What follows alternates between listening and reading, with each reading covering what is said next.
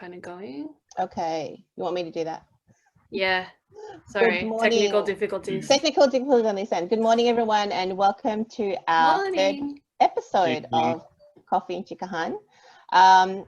Just run through, I guess, the format of today. Obviously, just an intro to who we are for those of you who aren't familiar. The Entrepreneurs is a Filipino food and cultural advocacy group here in Melbourne, and we volunteer our time and skills in business design, storytelling, and community building and hospitality to promote Filipino cuisine and culture.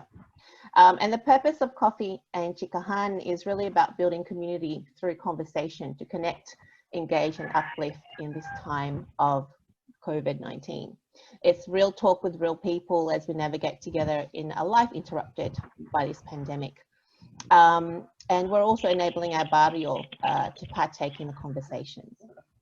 So again, welcome to our third episode with our special guest, John Rivera and Cathie Carpio, all the way from Philippines. So before we get started in having our guests introduce themselves, we'll just run through the format quickly. We'll have panel questions for the most part of this session. And if you have any questions, please have a look at your screen and direct them on the Q&A button. And we will address those questions in the last 10-15 minutes of the session. And please note that the session will also be recorded, so we can share that through our socials post this session. All right, so I think that's pretty much it. Sandra, I am joined by our fellow entrepreneurs this morning. Sandra, can you hear us? I'm just wondering, she might be having technical difficulties. She hasn't blinked in a while. She hasn't blinked. She's frozen on screen. All right, I might, while we wait for her to connect on there, I might get you both to introduce yourself. John, how about you go first? Sure. Hi, I'm John. I'm a chef here in Melbourne, Australia. I guess my aim for my career is to promote Filipino cuisine and culture through my own experiences as an immigrant child. I was born in the Philippines, and we moved to New Zealand and then to Australia. And for me, my only connection to my culture at that point of my life was through food. Because I think that as immigrant children, we're always kind of pushed towards assimilate with the local culture or to blend in. And then when you go home, that's when you eat your sinigang or your adobo and your street food. Yeah. Right? Yeah, and that was the way that I was able to keep in touch with my language, my heritage, to be able to speak the language. So yeah, most recently in 2018, I was named San Pellegrino Young Chef of the Year for the Pacific region. Amazing. And then we went to Milan the next year to compete in the global stage. So it was 21 chefs from 21 different regions around the world. And you cook your signature dish. Which was, John? Sinigang. Yay. Yeah, so that was a great feeling to be able to bring Filipino food to the world stage. I felt like that was us knocking on the door, and it really showed. We placed 5th overall in the world, which I was really, really proud of. I didn't expect it at all. Yeah. Just went there to fly the flag, and we flew it a lot higher than we thought we could. Amazing. We'll talk more about your career. Thank you for that intro. We'll talk more about your career and how you got started in hospitality in just a second. Cathie, you want to do a quick intro? And then I've got an icebreaker if we kind of need it. We don't really need it because we started the conversation already. But go ahead, Cathie, introduce yourself. Hi, I'm Cathie Carpio. I am based in Manila. I am an F&B consultant, business owner, and sometimes a writer. Sometimes a writer, okay, so you can, okay. So by sometimes writer, I mean like writing that actually pays, like magazines. Oh, yes, okay. Yeah. You're a freelancer, in a way. Okay. In a way. Okay. Okay, so as an F&B consultant, I've been fortunate enough to travel around the Philippines and Indochina for the last 6 years. Not just to get a sense of what the alcoholic drinks and non-alcoholic drinks is about in countries. But for me, it's very important to not just get to broaden your network in terms of restaurateurs and bar operators and manufacturers. It's very important to me to get to know like the microeconomics ends of a country. So Yeah. I'll talk more about that, like how I fundamentally link all the things that I do with the community work. Yeah. So everything, yeah. Amazing. So I'll share more about that later. Okay, amazing. Okay, well, I might, given that the title of this Zoom series is Coffee in CHIKAHAN, an icebreaker question. If we were catching up at your fave eatery right now, where would that be, and what would you be ordering? John? Eatery. Cafe, eatery, restaurant, bar, if you like. It is only 10 o'clock. Yeah, I'm gonna be really biased right now. Yeah, But yeah. I'm gonna say like the first place I want to go after this closes, after like the pandemic ends, is go to Sunda. Oh yeah, And awesome. that's the reason why I work there, because I just love the food.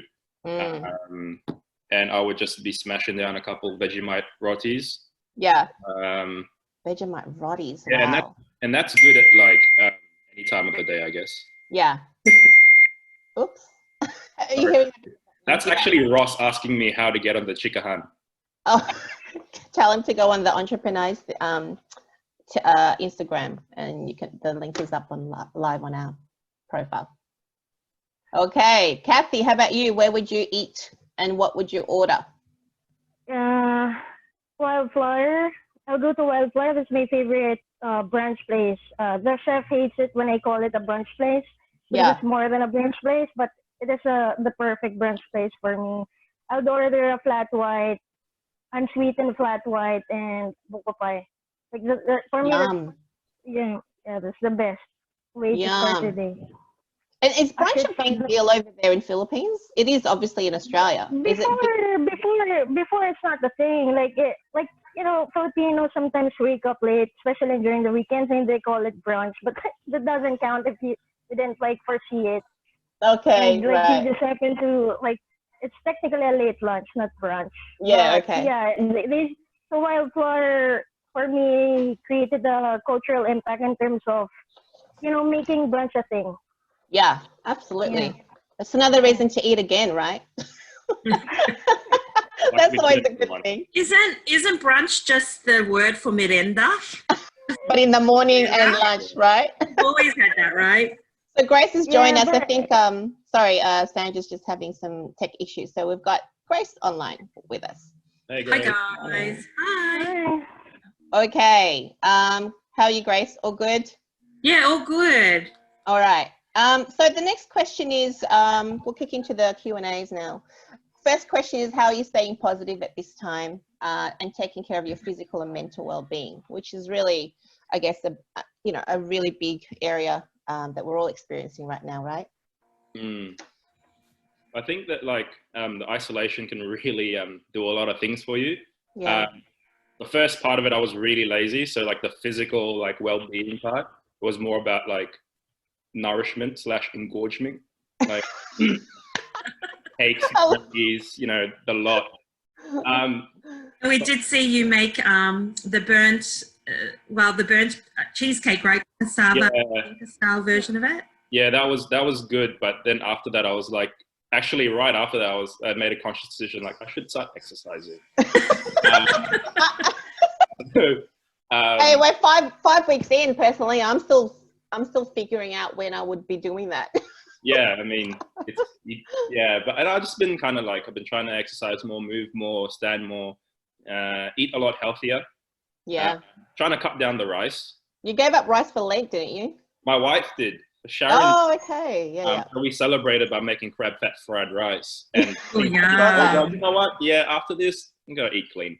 Yeah. Nice. But where'd you get the crab fat? Was it I actually from Phil's? Had some frozen down because we don't, female crabs aren't so popular here, and they don't really eat the roe. Oh my God. We got 6 crabs in back at Lume, and then I kind of just froze them. It was end of the year, and I froze them down, and then... Don't tell everybody the secret. Yeah.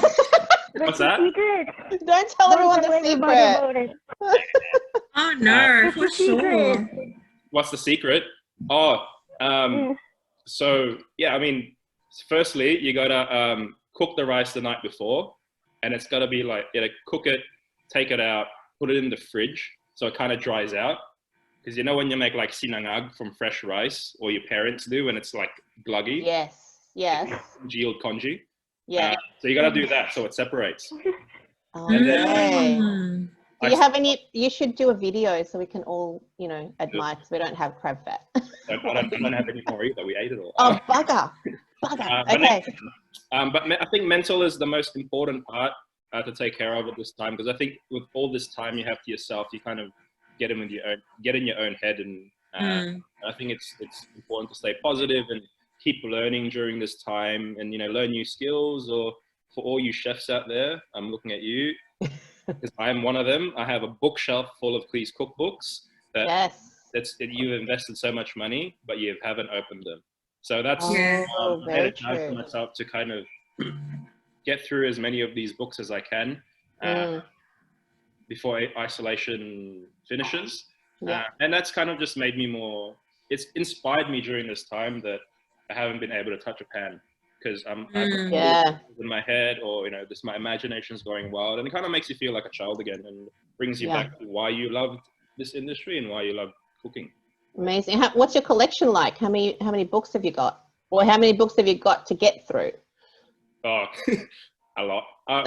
Okay. No, I think I've got about 20 or 30 books. Oh, holy moly. But Wow. I started with all the Filipino books, so I've been reading. I read that cover to cover and then back to front, just to to see how everyone's kind of like. I know I've got a book by Nicole, and I've got a book by Yasmin, which is like, I really relate to that, because as like an immigrant child or someone who grew up overseas, that you see how they think about their food.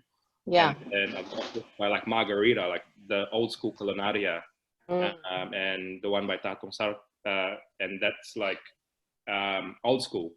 So kind of like, that's good. You see both sides of the coin. Yeah. That's amazing. Awesome. Well, how about you, Cathie? How are you keeping yourself positive at this time? Taking care of your mental Gin and tonic. Gin and tonic is the answer. I'm kidding. I think it's a very important. Sorry, it's very important to keep in touch with family and friends virtually. I think that's very important to get a bit of normalcy into your life, because it's easy to get sucked in with the laziness, negativity. But I think in terms of mental health, like, it's been an issue even before the coronavirus, where people don't take it seriously. Yeah. Or they dismiss it as part of the mundane, where it's pretty much like a kaartihan for some people. So I think we need to have better intent in terms of mental well-being. By that I mean, like, it's okay to be anxious about the future, about like the uncertainty, but it doesn't need to be like a full-blown positivity. It has to be, you need to welcome negative emotions to be able to remain realistic, realistically positive. So that's my mindset. So you don't have to be like a jolly person, like 100%. That's tiring. Yeah, I think people are also, I'm reading a few commentaries and blogs, and people are saying, I just want to stay still and do nothing. I mean, how do you even have energy to do baking and da-da-da? But I mean, it's just people cope in different ways, I suppose, right? So it's just finding the groove that works for you, and that helps you through this difficult time, I suppose. Okay, Sandra's back. I'm back. Sorry, everyone. I've had a few technical issues. All right, awesome. Yeah. All right. Hello. Okay, so I'll move on to question 2. John, you're young, ambitious, award-winning young chef, former fine dining exec chef, and a next-gen Kiwi Aussie Filipino talent. How did you get started in hospitality? What inspires you? I think you've touched on a few of those things. And what is next on your agenda? How do I get started? I've always liked food. I think, like, as a Filipino, you just love food. Yeah. And if you don't, you're lying. And so I guess that that gave me a lot of curiosity growing up, eating the food, and like I copped a lot of flack for this when I got interviewed, but like my parents aren't very good cooks, so That's like, being very honest. well, you know, they were professionals back in the Philippines, and you know, life in the Philippines, you have katulong, you have helpers, and they cook, or Yeah. so like I was always kind of looking for more. I was adventurous. I was like daring in terms of what I ate or how to cook things. You know, like I wanted to experience at a young age like what a steak cooked medium rare was, and that for us was like foreign. Like, no, you're gonna get sick. Yeah, not like charcoal fried. Yeah, yeah. My mom does. Yeah. I think like what also pushed me to know more was like growing up, like making sinigang or things like that. It always came out of a packet, and there came a point in my childhood. I'm like, that packet has had to come from somewhere or something, and like how would they had to make that like in my grandparents or my great grandparents' time when it was like, you know, OG, like you had the raw ingredient and you know, you made the dish. So that, you know, that started fueling my curiosity. And after high school, I was a physical learner, and I just, you know, I love working with my hands, and that's how I learned. Like I got bored staring at like a textbook or like a whiteboard the whole time. It's probably why I haven't read my books, honestly, because I have PTSD in high school. So for me, I was just like, you know what? I love cooking. I love food. This seems like the pathway to go.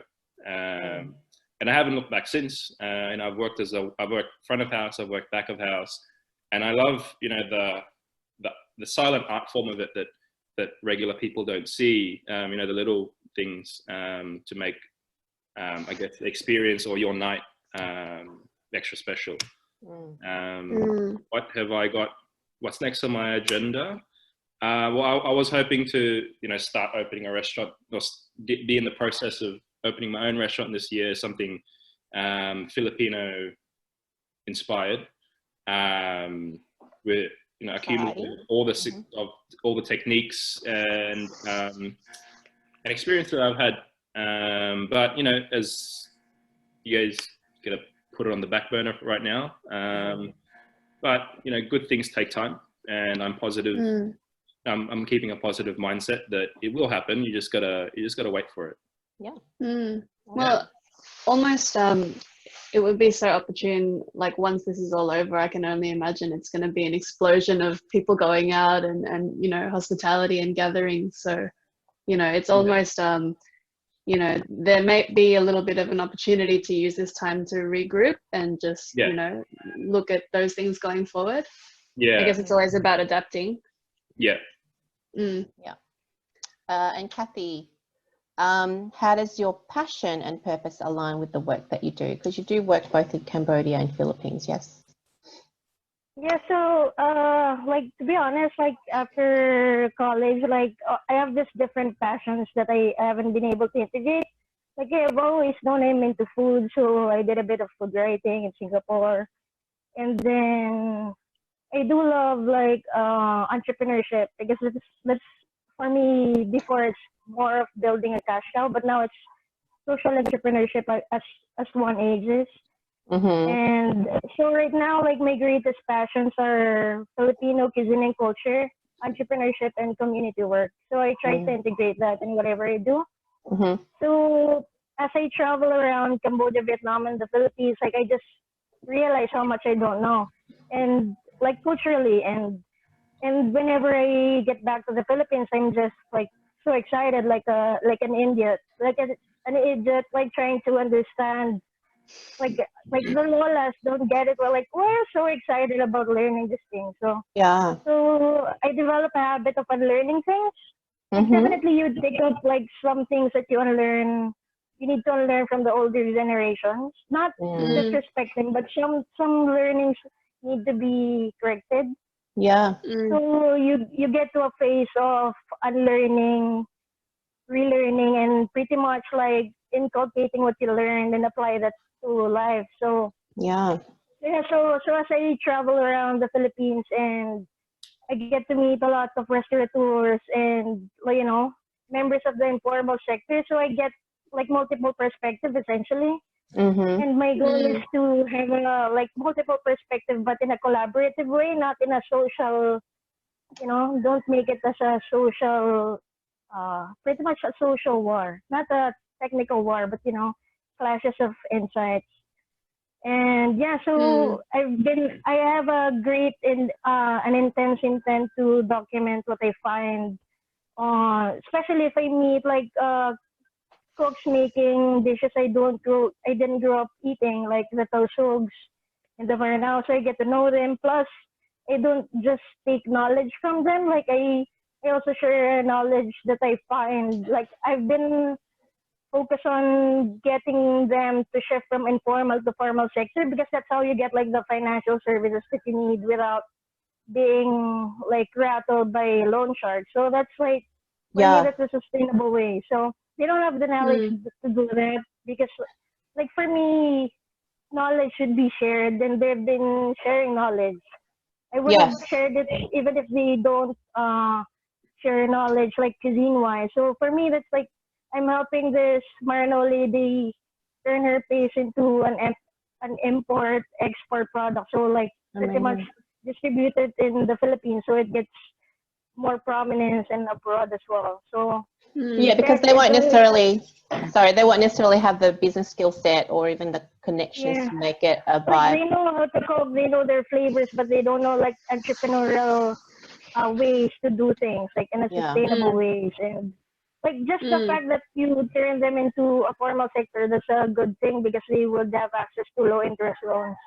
Can you just quickly define, sorry, Cathie, can you quickly just define the difference between informal and formal sectors for people who aren't familiar? Informal sectors are the lolas, lolos, titas and titos in the palengke, pretty much the undocumented ones. Yeah. They still contribute to the economy because if they don't have that, you know, informal jobs, like, you know, they don't work in an office, they don't do consulting work for like the big auditing firms. Yeah. They sell vegetables, they sell taho, but they like without that source of income, they wouldn't be able to contribute to the economy because they don't have like the discretionary spending power.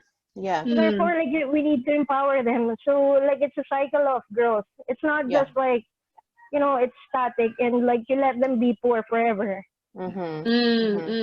Yeah. Informal sectors would be those undocumented, but they don't literally sell legal products. They're also legal. They just don't have, number one, the resources to be a formal part of the sector, plus like the knowledge, what they should do. You'll be surprised, like they don't know, like, oh, do you know that if you register to this like category, for example, I share to them like you'll get documented, but you don't have to pay taxes because you're part of the formal economy, like things like that. Okay. Like for them, it's very empowering. Yeah. So I think like community work, like you can help people without, you can do both, but if you don't have the financial resources to give to others, it's like your knowledge can be sufficient. Yeah, absolutely. I'm curious, Cathie, about that informal sector and those people that really rely on you know, foot traffic and casual encounters in order to get that business as people walking by, like how you've seen that be impacted by, you know, the current lockdowns in Manila? So we have a window for in terms of buying food in the market. So it's allowed because it's an essential good. But you know, there's a decline in terms of purchasing in the market essentially. So there would be like some effect in terms of income, definitely. But you know, even the ones in the formal sector, like, you know, factory workers, you know, they don't have much disposable income, and if you take that away from them, like you would imagine it's even more challenging. So for these informal sectors, like if they get shoo away, like go home, like it's past the curfew. I get that it's like an health issue, but like you need to concurrently like fight the health risk of the coronavirus, plus like supporting people that need it. Like, you know, are you expecting people to consume like 5 kilos of rice in a month, like for a family of 5, like Yeah. that wouldn't happen. Like they need to go to the palengke. They don't have the Yeah. luxury to stock up.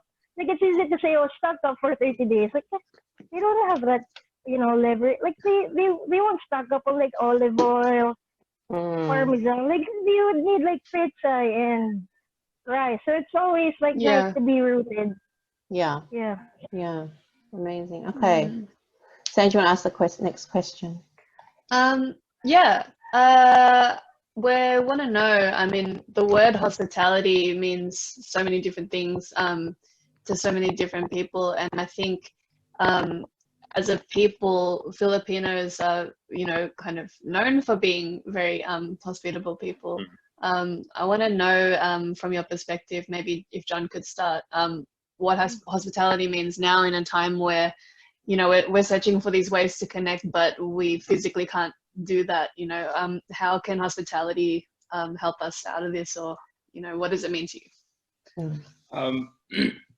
I think I look at hospitality as a whole.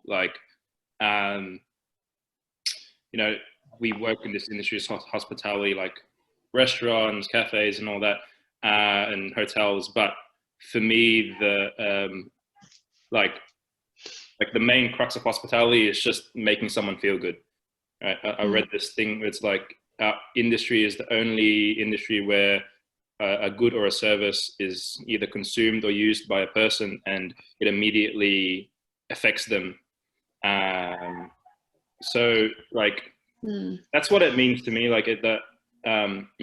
So I think when someone comes to the restaurant or anything like that, like you always want to give it your all, because for us it's a passion to make your night, to have you, for you to have a great time, for you to enjoy yourself.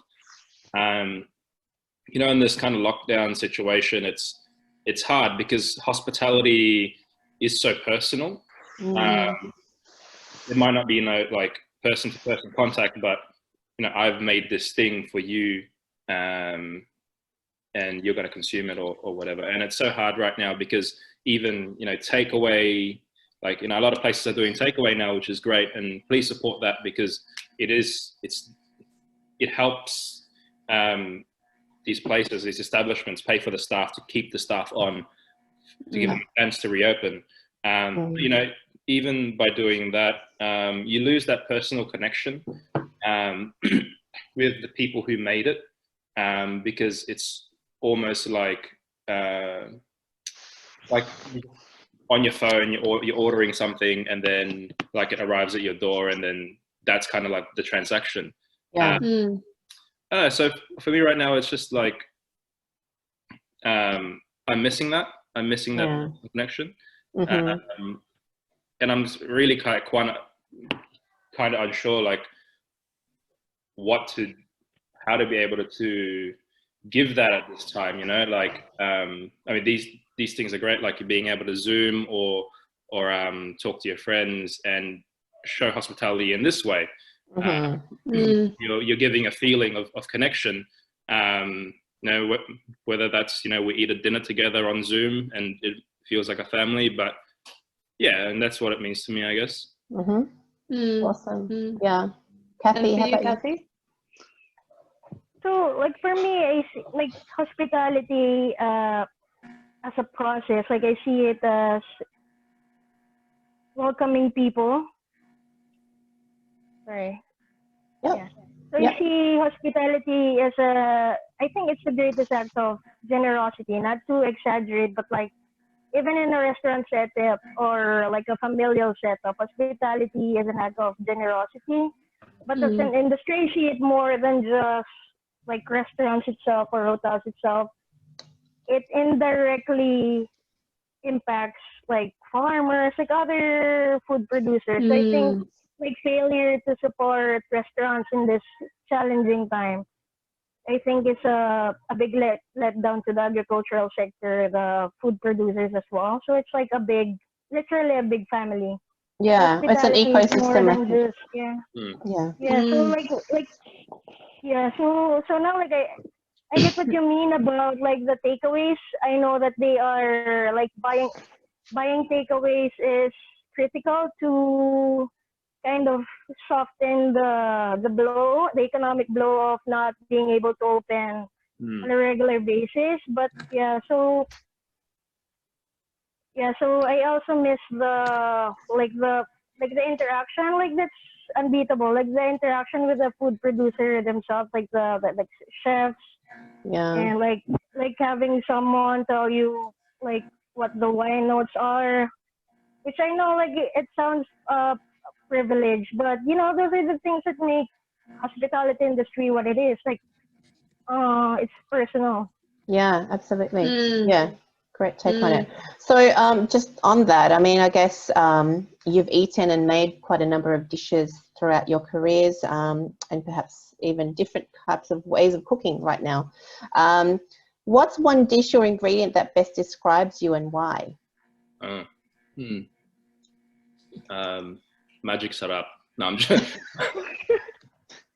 because you know. You know, I really like tomatoes. Sorry, wherever part of the world. Tomato. I don't know. I guess they're plump, so they kind of rub me a little bit. They're versatile. Most of the time, but no, I like the versatility of them, and I think reading up a lot about it, especially like Luzon, with like where I'm from, with like the guisados, it forms a base of everything. But you know, I like how you can eat it raw. You can you cook with it, and you can transform it in different ways. It goes from sweet to acidic to, you know, savory, and I like it. Get a tomato with magic sarap on it. You know, I could make it on a menu somewhere. Okay, have you done it or not? Have you tried it? I might later, but okay. Take a video and show us. That'll be good. Cathie, how about you? Yeah, I'm really obsessed with the tausuge ingredient, like the burnt coconut. Like oh yeah. So like on the first note, like it hits you like full blown bitterness. And then like it's mellow. Like if you know how to cook it. So like I see myself as that. Like I'm not afraid of showing bitterness. And like, you know, the real stuff. So I think but I think magic syrup would be like a better answer. But you know. Would love to see. I know that our friend Louisa Brimble did a burnt coconut dish at an event or gathering that she was hosting. I would love to see a video like that. It's a Bicolano thing. Apparently it's a Bicolano. It's not inherently just in Tausug cuisine as well. Like I learned that from Ate Louisa. Yeah. Would love to see that. John, have you tried doing that? The burnt coconut? I actually used to do like a kind of kinilaw dish where I would half burn the coconut, and I'd do it with squid and like compressed cucumber, actually with flavors of gin and tonic. So you'd love it, Cathie. And it's really it has that nice sweet bitterness to it, and like what Cathie was saying, like you can't be afraid of showing that bitterness if you know how to harness it. Don't be scared of I guess for home cooks out there, don't be scared to experiment with these things. Like, and it kind of came up by accident because I was at one point looking to ditch it because like I'm from Luzon, so like we don't really use that too many times. And then, but you know, leading from that, once you kind of have that one idea in your head, like, oh, you know, you could burn a coconut this way, then we're like, how else can we burn a coconut? So we actually made like, I think it's the same what Louisa made. We made smoked coconut cream where we had the grated coconut with a little bit of water, and we just dumped charcoal in there and let the charcoal like die down and cool down, and then we squeezed out all that cream, and you get this like beautifully smoky coconut cream that you could cook with, or you were just, you know, finishing things off with it like kinilaw almost. Yeah. Wow. Can you add that to your menu for your new restaurant? Something dish. Yeah. Yes. Yeah. All right. Surprise. Right? All right. Awesome.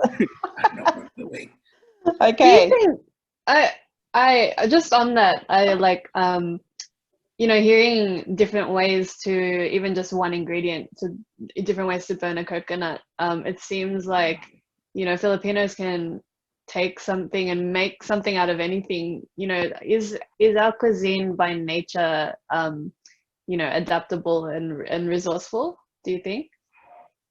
Definitely, I think so. I think that mindset that I took that mindset kind of just like, we cook a certain way at my home, and I'm sure like our adobo is going to be different to yours and different to Fidesz's and different to Cathie's.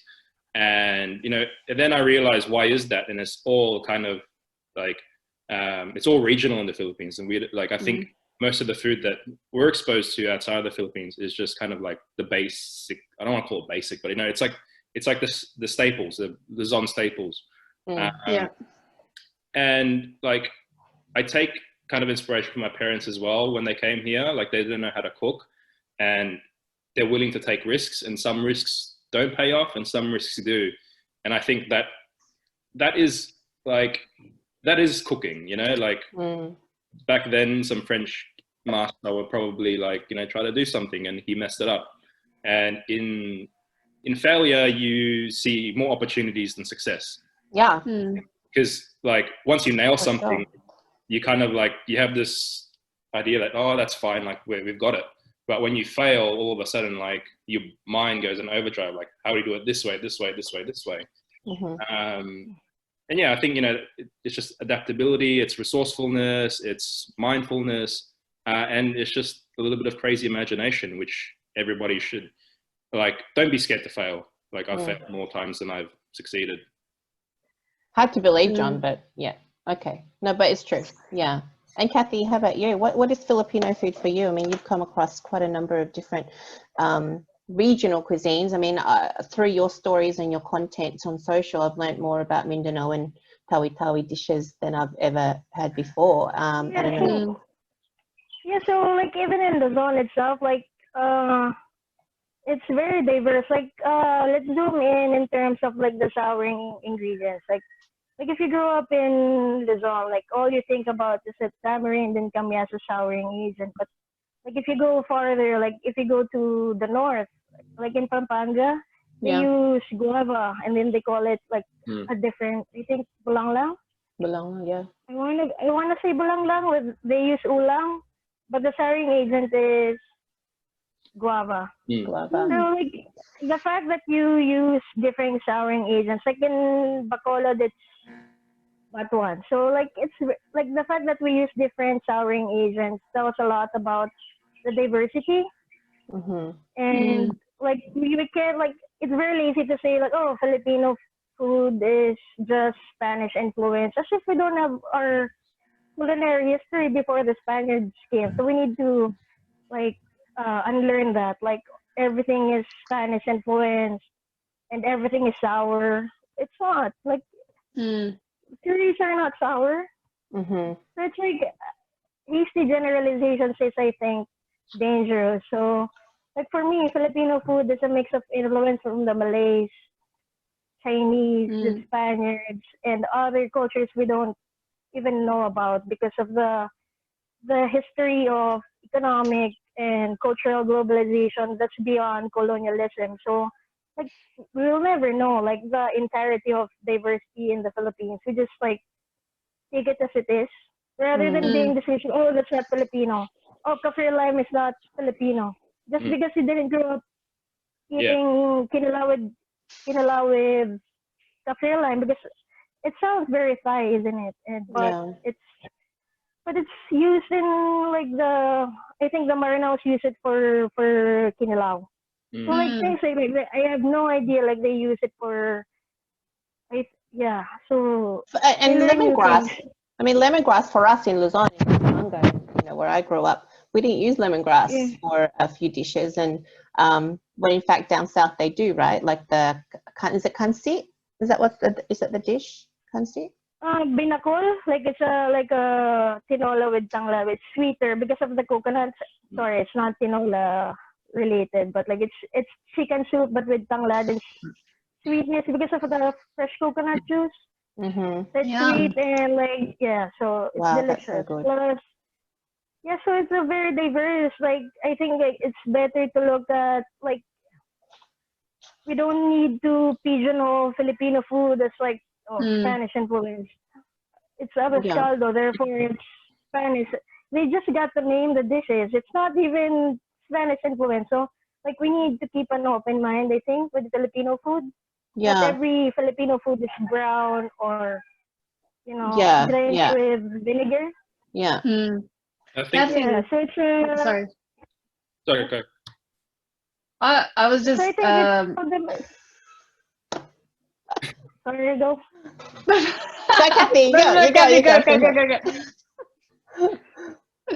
No, so I think it's an amalgamation of cultural influences plus our own take on localizing stuff. So like we don't have to be limiting ourselves. Oh, it has a vinegar or it has to have like this ingredient. Like we need to stop doing that. Like even Yeah. our regional cuisines are so different. Yeah. So like stop being so like definitive. Oh, this is Filipino cuisine. Yeah. Agree. Yeah. Like reading, like with all the reading that I've been doing, like all the books, like the one constant theme is that how like Philippines is the original melting pot, and like, you know, with a bit of research and like even just having friends, I like having friends from all other parts of the Philippines, you realize how broad our cuisine actually is. It's not just like, yeah, the 50 shades of brown, or like the sinigang adobo, and like, you know, like all the basics. Well, once again, I don't want to call it basics, but you know, the staples. Like we've taken influences over the years of who's come, the Chinese, the, you know, like the Indians that came during like the British invasion of Manila, like all the mercenaries actually, like all the Indian mercenaries actually stayed in Philippines and moved to like Rizal, and that's where kare-kare comes from, and that's where kare-kare comes from. And that's interesting, you know, because yeah, as Cathie said, we're not just vinegar and soy sauce country. We're so much more. We're so much richer, and our you know, influences come from so like far deeper than that.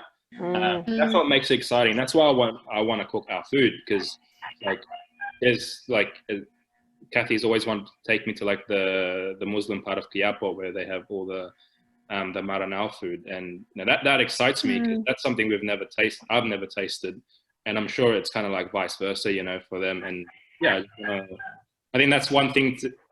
That's why we're so resourceful as well. I think that's inherent in us, that wherever we go, we can take influences of where we are, or like here, like I guess when we first immigrated here, there wasn't bangus, right? So we had to make do with something else. Or the vegetables we use here in our sinigang is different to what we would have in the Philippines. So I think that over the years, taking all those influences has shaped us to being a resourceful people.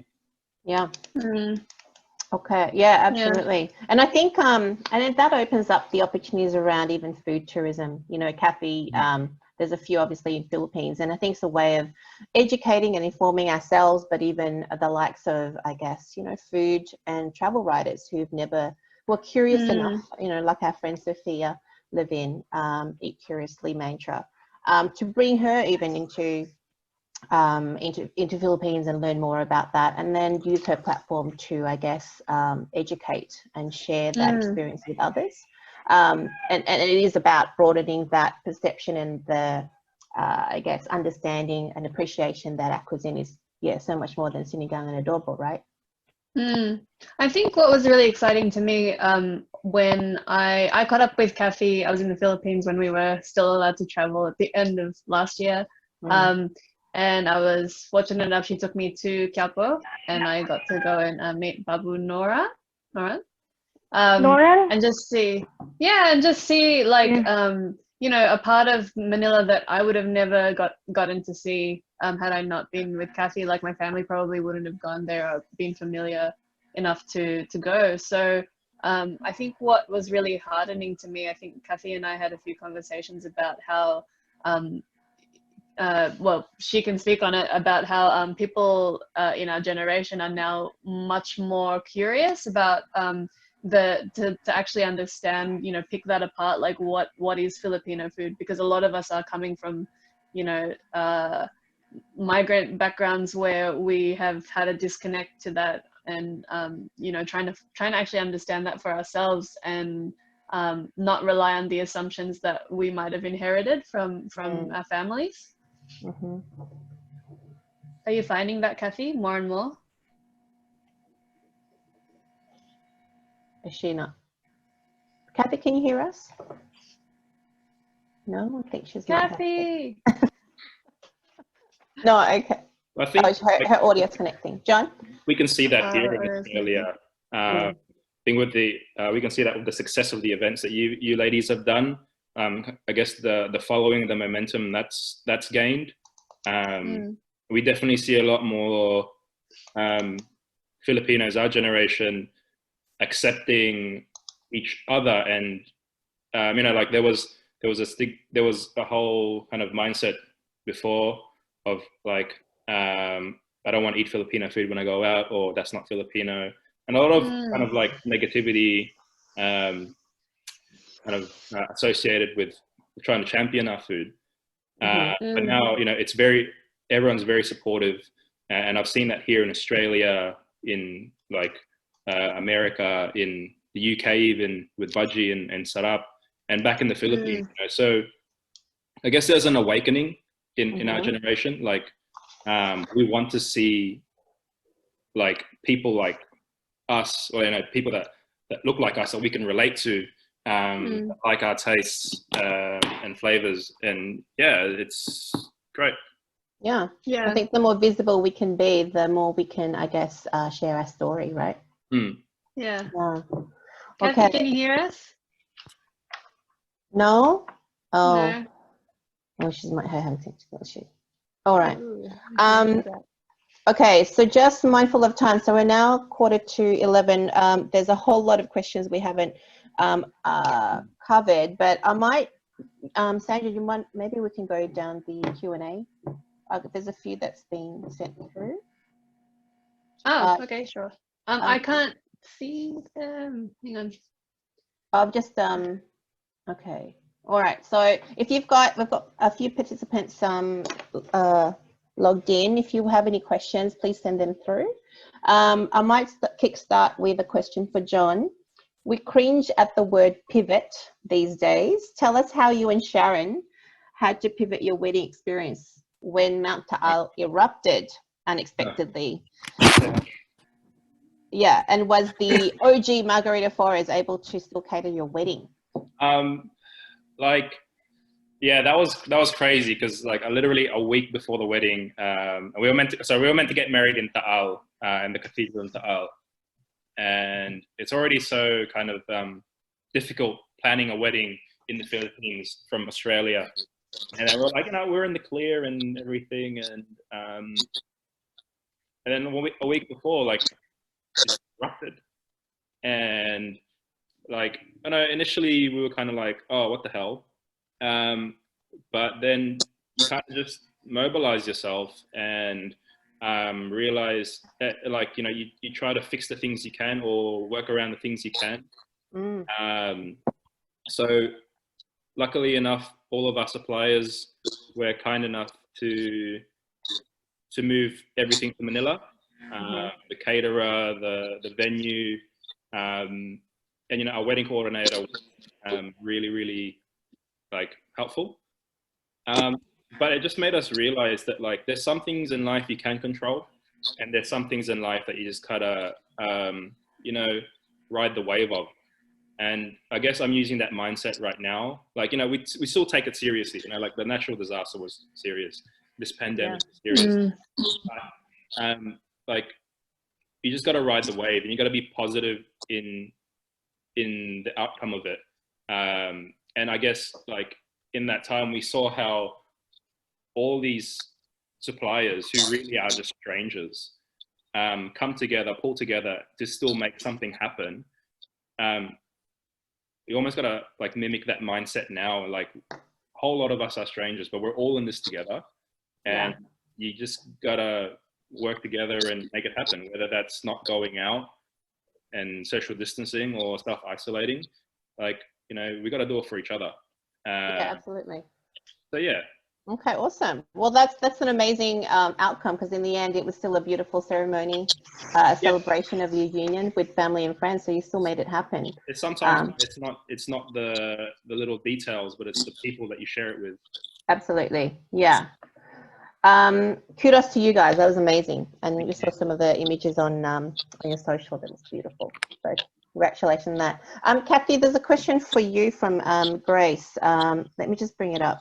So, with regards to, hang on, apologies. Let me just bring it up. So for Cathie, having lived in Cambodia, can you hear me? You're okay? Yep. So having lived in Cambodia, what are the key similarities and differences between Cambodian and Filipino cuisine? What can Filipinos learn from the Cambodian experience, which undoubtedly seen tragedy from the Khmer Rouge regime, which erased its rich culture, including its cuisine? Yeah, I think the median age in Cambodia is pretty young. I think it's 24 or 25. It's very young. So Yeah. like they're undergoing a phase where they don't know their identity. So like I think the key difference there is like my generation, I'm only speaking, no, not my generation, even like myself. As a 30-year-old, I think I got into a phase where I think like imported products are better. I think that mindset, like before, like I don't want to bring suman to school. So like before, like when I was a child, but you know that phase where you don't have confidence in your own identity. So I think that is similar. That's the similarity that I think is changing. Like younger Cambodians now, especially because of the drive of young chefs in Cambodia, I think they're more curious about getting back to their roots locally. I think that's happening too in the Philippines. There's greater interest in regional cuisines. Like we just have to get to that phase where we still embrace our regional cuisine. Like if you're from Pampanga, you embrace your cuisine, or if you're from Batangas, you embrace that. But at the same time, you're open. That yours is not the only regional cuisine that matters. So I think that's the same for Cambodians in terms of the cuisine and culture. That there's this sense of unlearning and relearning. I love that. They're in a bit of a slower pace because of like the difference in education and all that. Yeah. And actually, like I think what binds Cambodians and Filipinos is like pretty much just like in the Philippines, you can barge into someone's home. I think that's a very common. Like you can do that in the States. Like, who are you? But like in Cambodia, like, hey, can you please give me cauliflower? Yeah. Like the farmers with cauliflower plant. So it's like very familiar. So they don't. Yeah. So I think in terms of friendliness and the value for family, like eating together. Like you know how Filipinos greet each other. Oy, kumain ka na? Yes. Like instead of like That's our hello, right? so in Cambodia they say "Onyong bay," like eat rice. It's very specific. Let's eat rice. Yeah. So it's So I think that's why I'm at home in Cambodia as well.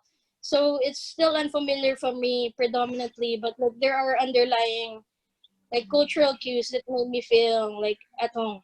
Yeah. Okay. We're curious about, for both of you, I guess, what you project the next, you know, when the dust settles on COVID-19, what that world will look like, and whether there's anything that actually from this time you found to be valuable that you might like to hold on to, you know, and what you hope will change. For me, I guess like I'd really like to go to Melbourne or even Australia's excitement when it comes to eating out and in our food culture. Yeah, our food, like our food scene here is so diverse, and I guess everyone's so excited to eat out, and there's a huge following, and everyone's so adventurous, like with their flavors and whatnot. So it makes it great for to operate, yes. I guess the one thing that I'd like to kind of take from this period is greater appreciation for the professionals to do it. Not saying that like people don't appreciate us, but like to understand like the work that goes behind creating these great restaurants, and you know the costs it takes. Yeah. Mm. Because margins are so low, right, John? So Yeah, you know, margins are maybe about like 3-4%, if anything, if you make a profit. And that's the reality of it. And you know, there's, for those out there who are interested in restaurant economics or just like a brief insight of it, there's like a piece written on Medium online called like why restaurants are so fucked. And you know, it details like why, you know, just why it's so expensive and why we have a certain price. I'm not, you know, I don't want to put it right. I don't want to make it feel like I'm putting it all on the guests, because for me, like, I'm learning to appreciate the guests as well. Or, you know, I do appreciate it. That it's not incriminating now. Now I'm to appreciate each other, because without each other, there wouldn't be a restaurant, the hospitality industry. You know, with no guests, there's no restaurant. With no restaurant, there's no good time. So, you know, after all this, that like a lot more appreciative, and I think Jem highlighted that last week, that everyone's going to be a bit more, you know, appreciative of everything. But yeah, I think like, yeah, they just got to be positive, I guess. positive, yeah. I mean, I think we're all going to be appreciating eating out after this and visiting our favorite we were restaurant. talking on Thursday right after I cut my own hair. Aaron cut my own hair, and like it's those little things that you like. I say like I pay $45 for a fade, and people, why do you pay that much for a haircut, right? And then you do it yourself, and then you realize the skill and the art that it entails. Yeah. And yeah, absolutely, right. And it's not just the haircut; it's all that education and I guess skill building that they've developed over the years to be able to provide you that service. Exactly. Right. So, how about you, Cathie? I think I think it gets sustainable that we, like, after coronavirus, I think we're more concerned about the community, not just ourselves. I really hope it, like, when it gets back to, if we establish the new normal, we start caring more about our impact and like ways we can help. Like, we don't have to literally go out of our ways. Like, if we can afford to go out of our way, like, let's take it. But right now, like, we need to support other industries, because like hospitality or the agriculture industry, because if we don't support agriculture's industries that we can, like, the whole economic landscape collapses, and it affects it turns into like a very inflationary effect, where there would be less demand for labor, therefore less wages, and when there are less wages, there's no demand for food, so we're all pretty much in the same boat. So if we can afford to help, the logical thing to do is to help. Like I almost teared when I saw Jiggly post. So what's things like that? Like, I don't live in New York, but if you can't afford to like help people like struggling, especially those who contribute to our culture, like, we need to support those. Yeah. And that truly makes you realize how connected we all are, right? We are almost like this global ecosystem where everybody has a role to play to ensure that we survive and that we thrive as well. So yeah, amazing. Okay, so should we go to the lightning round, Sanj? Yeah. Do you want me to take it? Yes, go ahead. No, you go ahead. All right. Okay, so this is a lightning round of rapid fire questions for John and Cathie. What's that? Win prizes? Yeah. Free trip. Next week. Yes. John's gonna deliver tomatoes and sinigang and mamacita magic syrup. Just all right. Ready? So basically, it's a go ahead. It's a this or that, right? Okay. So Okay, so the first one is sinigang or kare-kare? Sinigang. I have to Cathie. say that. Sinigang. Sinigang. Lechon or crispy pata? Both. No. Just one. Crispy pata, because it's always crispy. You know what I mean? Like, True. True. Okay. Lechon or crispy pata, Cathie? So, yeah, I don't like lightning rounds because I always qualify things like, no, lechon if it's made by Lechon Diva. If it's not, you can take it. I love it. Okay. so lechon We'll allow diva. that. We'll allow that. All right. Chicken adobo or pusit adobo? I feel like I know Cathie's answer. Yeah. No, I'll go chicken adobo just to make things fair. Sorry, I take it back. I want to try Will's lechon first before I answer the crispy pata. And Good save. Hey, Will. Will's actually Nice. on mine. Hey, Will. Nice. Sorry, Will. Adobo Chicken or pusit. squid adobo? Adobong pusit. Pancit bihon or pancit palabok? If I had to choose palabok, but like, there's gonna be a hot take, but I don't like pancit. Oh, Always like, it's never a long noodle. Like, I love long, like chewy noodles. Yeah. Like the pancit, or when I get to it at a party, because I'm always late. they cut it right. So It's like, you know, like. So, But John, you're just saying that because you haven't had my mom's pancit.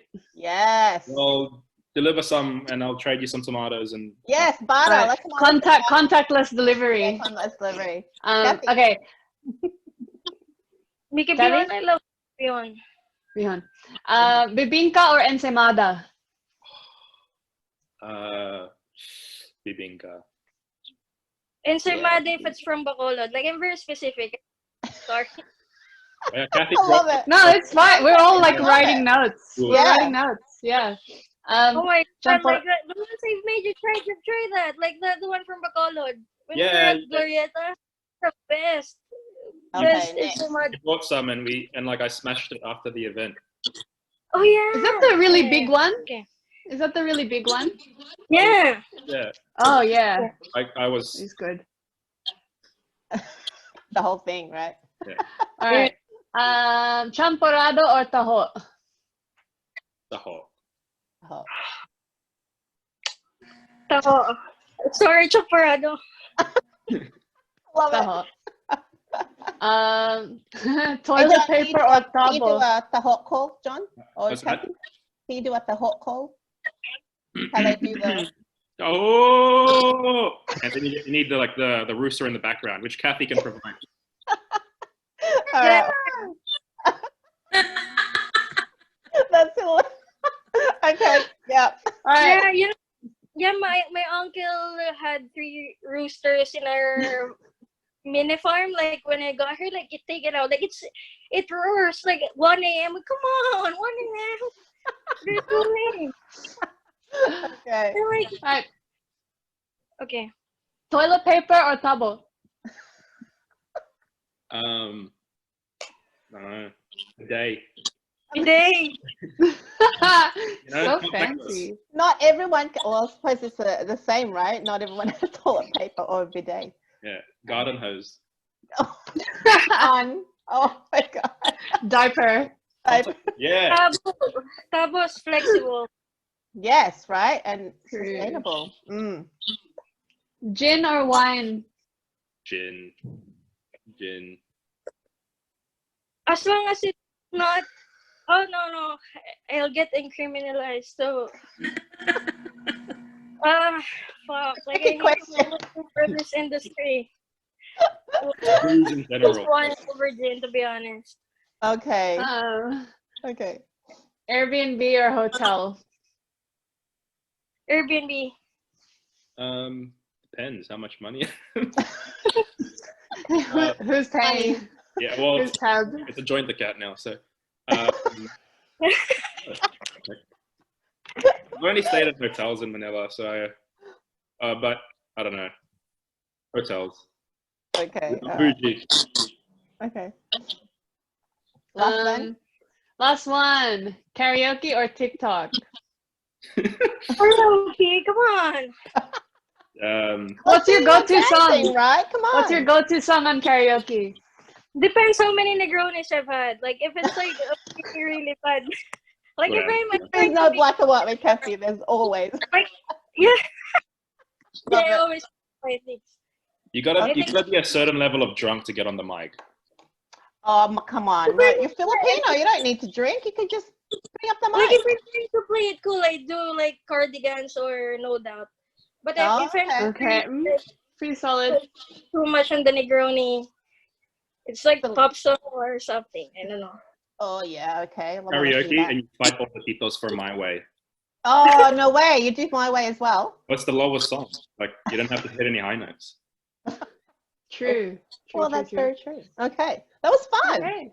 Yeah. All right. We need to wrap up. So one final thing. Do you guys have any final thoughts that you'd like to share with our listeners? Stay positive. Stay curious. And I guess use this time to, like, a lot of the free time to learn or do things that you couldn't usually do and that make you happy. Yeah. And, you know, after all this, let's support each other. Through this, let's support each other. And I hope, you know, like, once we come out of this, like, we're better than what we were before, I guess, you know? Yeah. Awesome. How about you, Cathie?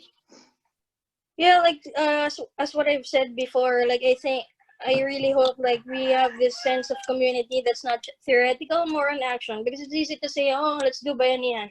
Like let's do bayanihan for real, not just like something you post. Yeah. Amazing. Yeah, we love the bayanihan spirit, and we try to live that through the work that we do. So that ends our Q&A. Sam, do you want to close off? Yeah, we just wanted to thank you both for your time today, Cathie and John, for having a bit of a CHIKAHAN with us and sharing your insights from both of your very unique perspectives. We are, this is one conversation in a series that the entrepreneurs are doing. Next Saturday will be with Yasmin Newman, our Sydney cook, book author. She's writer and presenter, and also Yana Gilbuena, the Kamayan Queen, author of No Forks Given. And yeah, I guess we'll be promoting those on our Instagram and our Facebook. So be ready to tune in next week and ready with your questions as well, because we really want to make this an open conversation for everyone. Yeah. So yeah, but thank you so much, John and Cathie. Thank you, guys. And the video of this conversation will be up on our socials shortly. And please make sure my clients don't see that. Like I just shit on their product. Just like pixelate her face. No. Like, we're gonna have to edit her voice and put a big guest X. Okay. So everyone, please stay connected with us on the Entrepreneurs Instagram and Facebook page. We'd love to hear from you. But for now, on behalf of the Entrepreneurs, stay safe, stay home, and save lives. Thank you so much. Thanks, guys. Bye. Bye. Bye. Bye. Oh, perfect. I love that. That's perfect. That was amazing. Bye. Bye.